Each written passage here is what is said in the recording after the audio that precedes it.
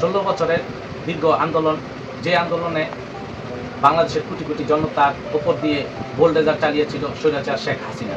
সেই স্বৈরাচার শেখ হাসিনাকে বাংলাদেশের সকল জনগণ মিলে, রাজনৈতিক দল মিলে জুলাই আগস্টের গণ অভ্যুত্থানে একটি বিপ্লবী দেশ গড়ে তুলেছে আমার সোনার বাংলাদেশ। আলহামদুলিল্লাহ, আল্লাহ দরবার অসংখ্য শুকরিয়া।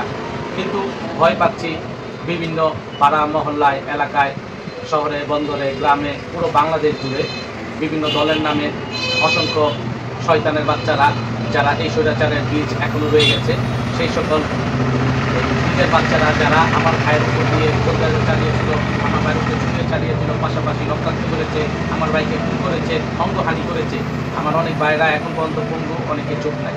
তাই সেই প্রেতাত্মারা আমাদের হয়ে, আমাদের লোক হয়ে এখনো সেজে আছে, নানা রকমভাবে আমাদের সাথে মিশে আছে। অনেকে বন্ধু হিসাবে গ্রহণ করেছে, অনেকে ভাই হিসাবে, প্রতিবেশী হিসাবে। কিন্তু সাবধান, আমি সহ সবাইকে বলছি সাবধান, কেননা এই শয়তানরা আমাদেরকে কখনো ছাড়বে না। তারা চায় আমাদেরকে, আমাদের কৌশল, আমাদের অবস্থান, আমাদের দেশের শান্তি তারা আবার নষ্ট করে দিতে চায়। তো সুতরাং সবাইকে বলছি, এই শয়তানগুলো থেকে সতর্ক থাকুন।